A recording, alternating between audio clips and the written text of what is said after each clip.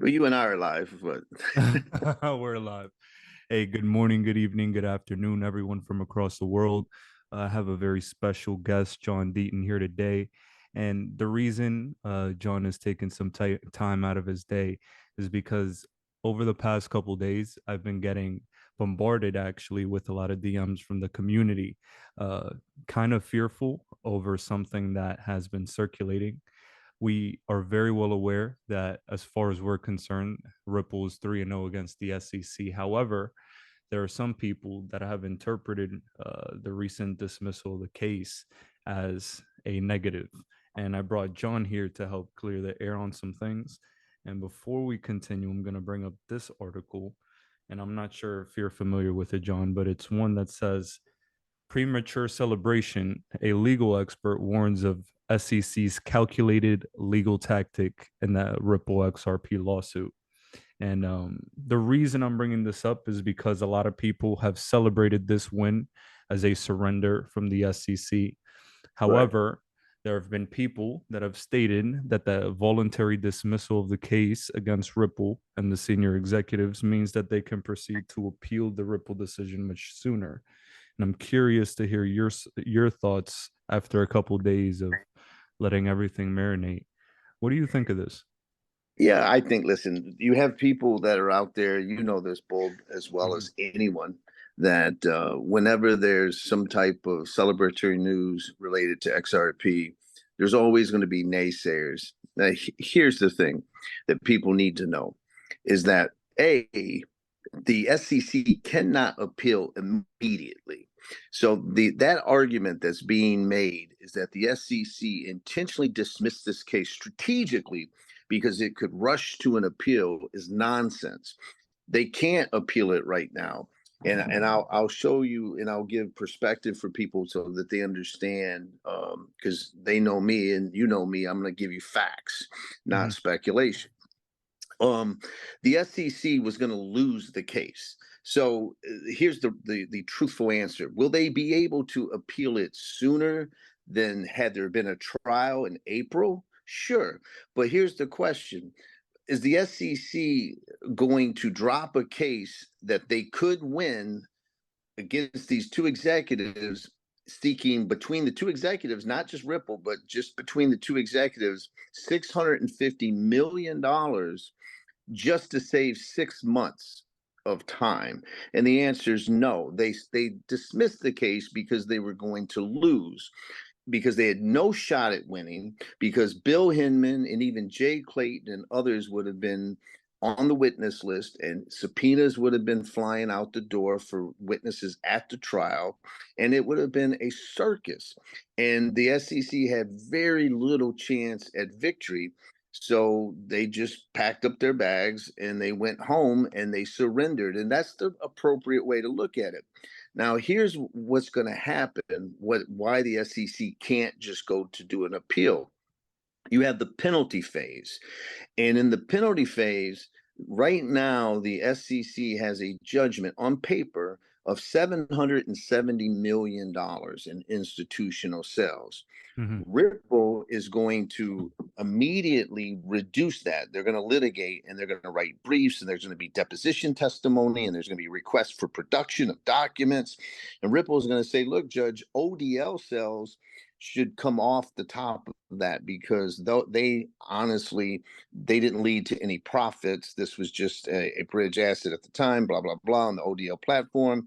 We're going to exclude, we need those excluded. Also, salaries, insurance, stock options, travel expenses, marketing, advertising, legitimate business expenses get to come off the top of that 770 million.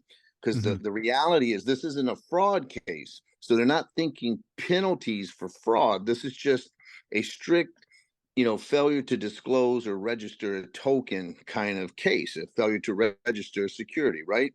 So there's no punitive nature.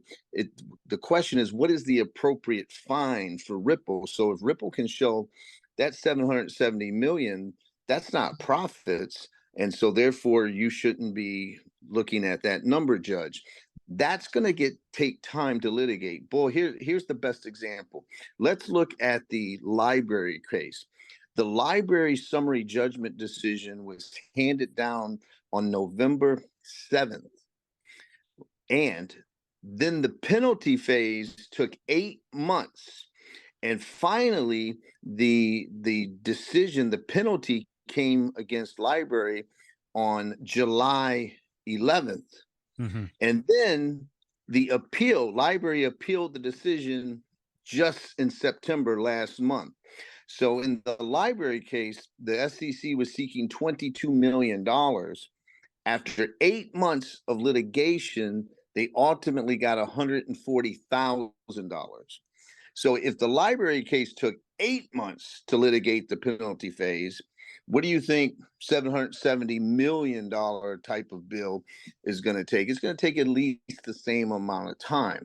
And so that theory, I know it's a long answer, but since you're getting all these DMs, that this theory that the SEC strategically dismissed this case so they could rush to appeal would only make sense if they could appeal now. And they can't. They have a whole lot of work ahead of them, minimum 6 months, probably 9 months. We're probably not getting a decision unless there's a settlement. We're probably not getting a decision until, a year from now, basically 9 months to a year from now, on what's the appropriate penalty for Ripple to pay. Then the appeal would happen. And of And course, if there's a settlement, there wouldn't be an appeal. it takes a certain level of competence that the SEC hasn't exhibited in order to be that strategic, if that were possible.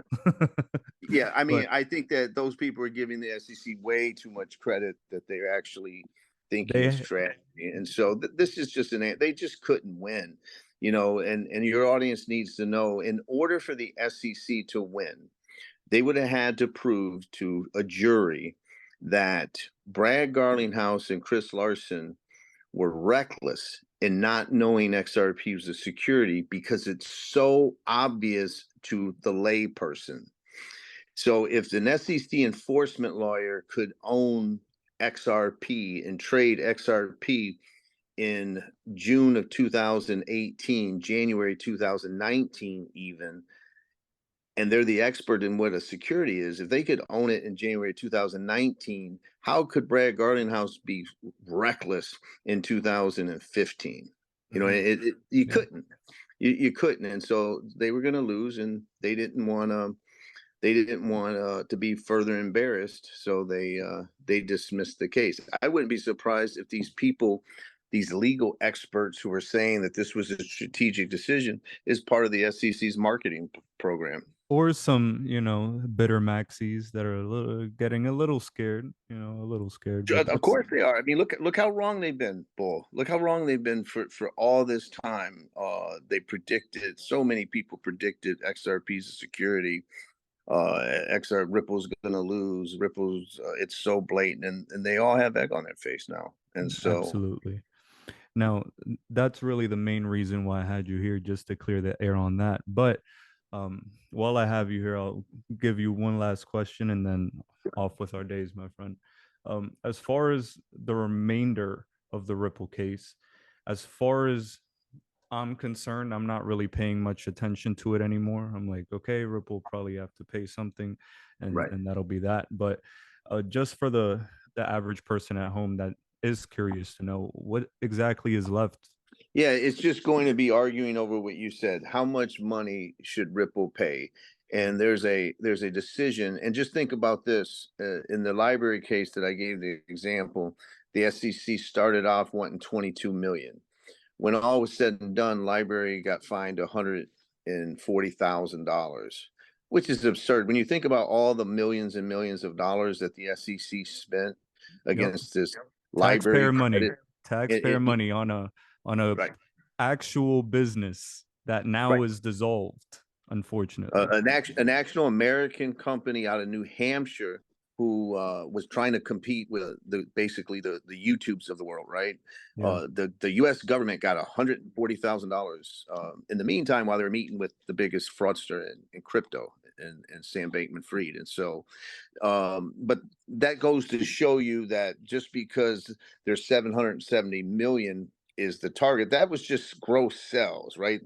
So gross institutional sales came to 770 million. That's not profit. And since this isn't a fraud case where Ripple was alleged to have engaged in misrepresentation or fraud, the goal isn't to punish them per se. The goal is what's the appropriate remedy, fine that they should pay. In a case where basically you had this new asset class where there's this mass confusion and the SEC is being inconsistent. So Ripple's just going to spend time educating the judge on what's a legitimate expense. Out of that 770 million, how much of that was profit? It could be as low as 20 million, and then Ripple, the judge could come down and find that an appropriate fine is $5 million, Yeah. or it could be more. I'm not privy to all the bank statements and all of that. I just know that you litigate, just like Library did, and say, well, Brad Garlinghouse's salary may have been paid out of that 770 million. Well, that's a legitimate business expense, and the U.S. Supreme Court says that doesn't count. So you deduct that, and then you deduct all the other legitimate expenses, and then you find out, okay, what's the real profit here? Did Ripple make profit by selling an unregistered security in these early years?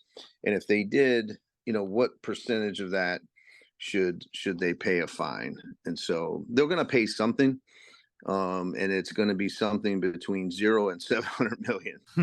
I mean, I wouldn't be surprised if it's in the 20 to 50 million range when it's all said and done. Well, and if XRP goes up, that's really not that big of a deal for them. ultimately, right. And thank Right. God that Ripple had the war chest to take it on, because I think Gary Gensler's legacy is going to be cemented as destroying whatever organization he's been a part of. A big reason why the CFTC is, in the back seat and can't really regulate the spaces because of how much power they lost when Gary was up there, back when he was there in the day. Now I think the Yeah, same thing is when going you take his tenure at the CFTC, to. it just goes to show you that he wasn't chosen to be SEC chair because of competency. I mean, he's not even a lawyer. He's probably never even read the Howie case. You know what I mean? And so Yeah. it's because of politics. And he, he was they gave him a favor, and he plays the game, and he was Elizabeth Warren's hand chosen person, and look what he's doing with her with this anti-crypto agenda. So Absolutely. Well, John, thank you so much. I know that the people at home really appreciate it, brother.